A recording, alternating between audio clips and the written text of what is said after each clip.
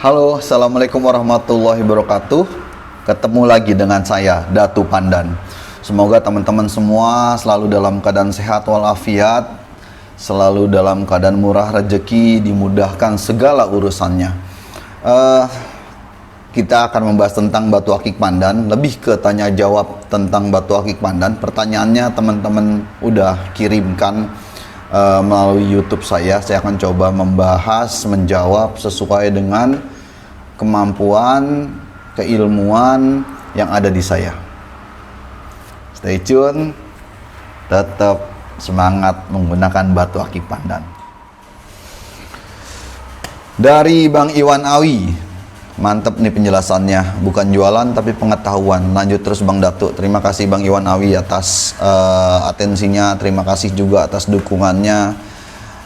Semoga ini menjadi sesuatu hal yang berguna buat saya, buat abang-abang sekalian sesama pecinta pandan. Kalau bukan penjualan ya, saya masih jualan juga, berjualan batu akik pandan. Saya basicnya penjual batu akik pandan. Saya basicnya penggemar batu akik pandan juga. Ketika saya penggemar, saya pecinta, maka banyak yang saya kerjain dari batu akik pandan. Saya jualan juga, saya pernah jadi juri juga, saya pernah jadi fighter juga. Saya juga ikut kongko-kongko sesama pecinta batu akik pandan. Saya aktif di organisasi Pandan Lovers, walaupun sekarang udah agak berkurang keaktifannya, tapi kontak dengan teman-teman pecinta pandan maupun pengurus pandan tetap saya jalin, karena memang sebenarnya ketika kita berbicara hobi, ketika kita berbicara kesukaan di batu akik pandan, sebenarnya yang paling enak adalah berkomunitas. Kita saling kenal, saling asah, saling asuh. Di situ ada katakanlah edukasi, di situ katakanlah ada saling berbagi. Yang enak nanti abang rasain dah ketika memang kalau misalnya abang posisinya di dekat daerah Jabodetabek, itu ikut komunitas, saling bertanya, itu banyak pertanyaan-pertanyaan yang mungkin saya nggak bisa jawab di YouTube ini, bisa abang dapat gitu. Saya di YouTube ini nggak bisa banyak jawab, terutama masalah rawatan, materialnya mengerucut pada satu hal. Misal asamnya apa, itu saya nggak bisa jawab. Yang jelas kalau misalnya abang bisa ikut berkomunitas, maka abang akan dapat banyak dapat pengetahuan, dapat teman, dapat dapat rezeki mungkin kadang-kadang di situ, karena ketika bersilaturahmi insya Allah ada rezeki di sana. Oke, demikian Bang, terima kasih.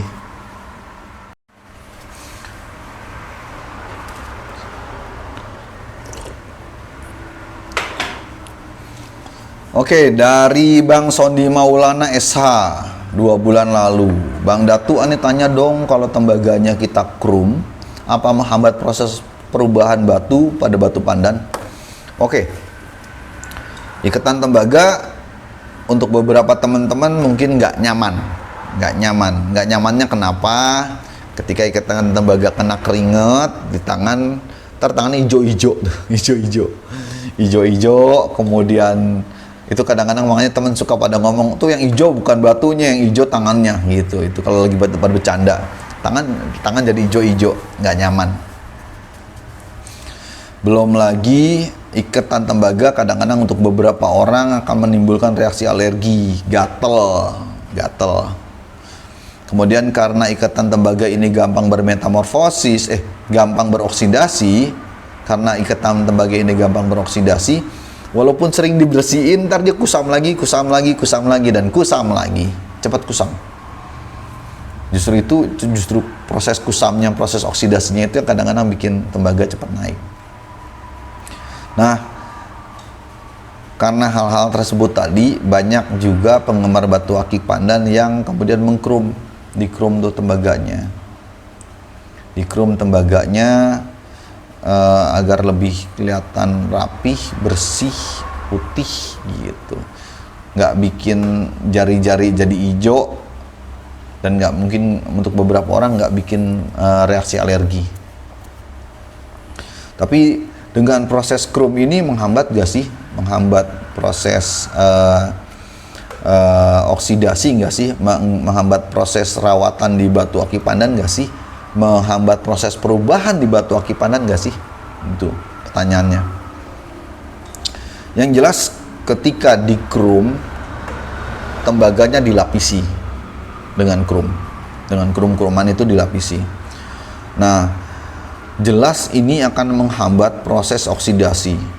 Jelas ini akan menghambat proses masuknya keringat kita, karena memang oksidasi di tembaga ini dipacu oleh keringat kita yang mengandung garam dan asam.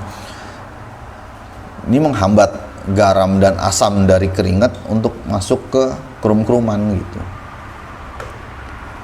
Yang jelas nanti ini lebih menghambat. Kalau memang ada oksidasi, ada proses oksidasi, tapi nggak secepat ketika dia tidak di krum gitu. Dia kan harus lewatin krum-krumannya dulu nih. Kalau krum-krumannya tebel, kalau krum-krumannya rapi, bersih, ya lebih lama lagi. Tapi nanti abang bisa lihat jeda berapa bulan pemakaian. Itu nanti kalau memang krum-krumannya udah mulai ngeletek, mulai nipis, mulai segala macam tuh lebih gampang masuk lagi tuh ininya, apa namanya, keringat sama air keringat kita ke ikatan tembaga. Dan ketika dia terkena ikatan tembaga, dia bersentuhan dengan batu akik pandan, itu terjadi proses oksidasi. Yang jelas ketika di krum lebih lama lah, karena memang dia menghambat proses oksidasi yang sampai ke batu dari tembaga setelah dia berinteraksi dengan keringat dari tubuh kita gitu. Oke, terima kasih atas pertanyaannya, Bang.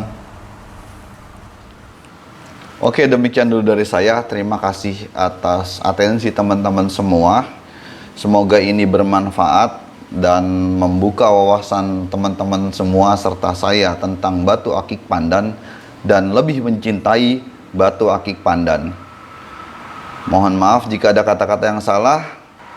Wabillahi taufiq wal hidayah. Wassalamualaikum warahmatullahi wabarakatuh. Salam pandan selalu di jari.